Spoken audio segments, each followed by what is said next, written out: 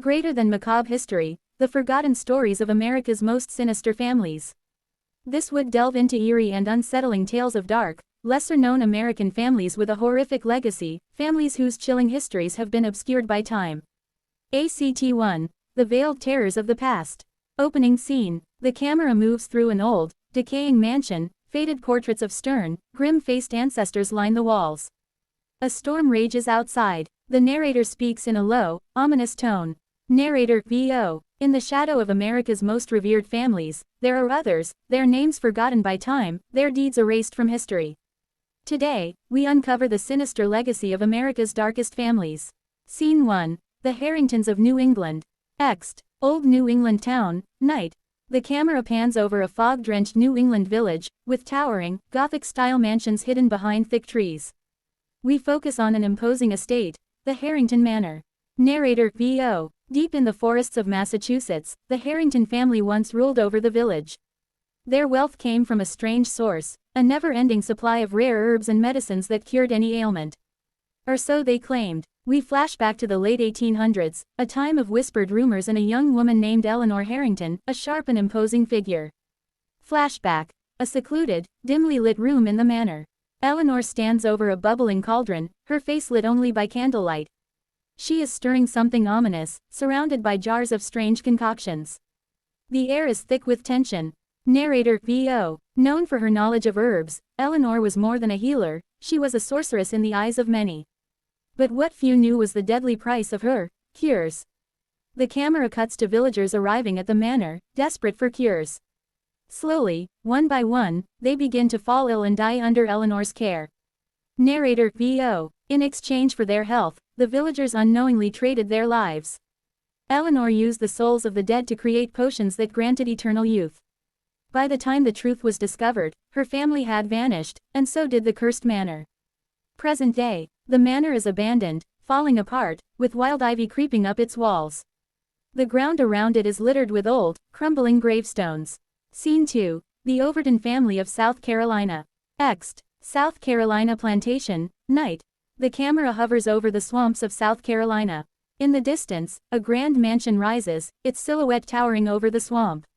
Narrator VO. Unlike the Harringtons, the Overtons did not hide their dark practices.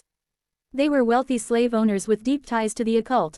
The patriarch, Edgar Overton, was rumored to have made a pact with dark forces in exchange for power and wealth. The scene shifts to Edgar Overton, a tall man with a cold gaze, standing in a candlelit chamber surrounded by occult symbols and a circle of followers. Narrator VO. It was said that Edgar used forbidden rituals to summon spirits to ensure the success of his plantation. But these spirits were not benevolent. They were malicious, hungry for vengeance. We see Edgar, sitting in his study, watching over a map of his land. In the background, the slaves work, but there's something unnerving about their movements. Their eyes are vacant. Edgar begins to chant, and their faces twist into terror. Narrator VO. Those who worked in the Overton house felt the effects of Edgar's dark bargains. Slowly, his fortune grew, but at the cost of his humanity. His slaves began to disappear in the dead of night, their bodies never found. What the Overtons failed to understand was that some pacts are impossible to control. A slave girl, terrified, escapes into the swamps, only to encounter something worse than death. Act 2. The Legacy of Evil. Scene 3. The Mysterious Mathers family of Massachusetts. Ext. Old Massachusetts town, day. The camera explores an eerie, crumbling graveyard hidden near the coast. A lone figure walks among the gravestones, the Mathers family name appearing on many of them. Narrator VO. The Mathers family was the subject of one of the most chilling chapters in early American history.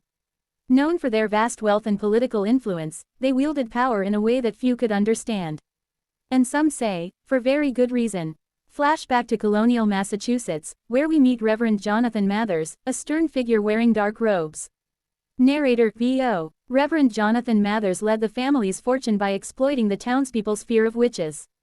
Under his influence, the town became notorious for its witch hunts. But behind closed doors, Jonathan Mathers had his own dark secret. Jonathan is seen conducting secret meetings with a group of townspeople, whispering incantations. Their faces are grim, intent on something dark. Narrator VO. Mathers was no simple zealot. He believed that by harnessing the power of the condemned witches, he could transcend mortal existence and achieve immortality. His coven of followers practiced in secret, ensuring that every life taken added to the Mather's power. A series of brutal witch trials play out, with innocent people accused, tortured, and executed. Their souls, bound to the Mather's family, never rest. Scene 4. The madness of the Finch family of Michigan. Ext. Michigan forest, night. The camera moves through dense, foggy woods, the moonlight barely penetrating the trees. In the distance, the silhouette of a grand house stands among the trees. Narrator V.O. The Finch family, from Michigan, were once a well-respected family of pioneers. But over the years, their legacy became something far darker, their influence born from the twisted minds of their patriarchs. We meet Ezekiel Finch, a tall, gaunt figure in a faded military uniform, standing over the bodies of his family members. His eyes are wide with madness. Narrator V.O. Ezekiel Finch, once a decorated war hero, lost his sanity after returning from the Civil War. He began to hear voices, not from the dead, but from something far worse. His family was driven mad by these voices, each one falling into fits of mania, creating a horrific legacy of murder and despair. Flashback. Ezekiel stands in his family's home, his wife and children screaming in fear. He mutters to himself, convinced that he is hearing orders from higher powers. Ezekiel takes an axe to his family, one by one, as they beg for their lives. ACT 3. The darkness never leaves. Scene 5. The family legacies endure. Ext. Forgotten cemetery, night. The camera pans over an overgrown cemetery, forgotten by time. The gravestones are weathered, names illegible, but there's an unease in the air. Narrator V.O. Though the families themselves are gone, their dark legacies still haunt the land. Their stories were erased, their crimes buried, but the evil they wrought never truly disappeared. For those who still wander these cursed lands, they find that some stories refuse to be forgotten.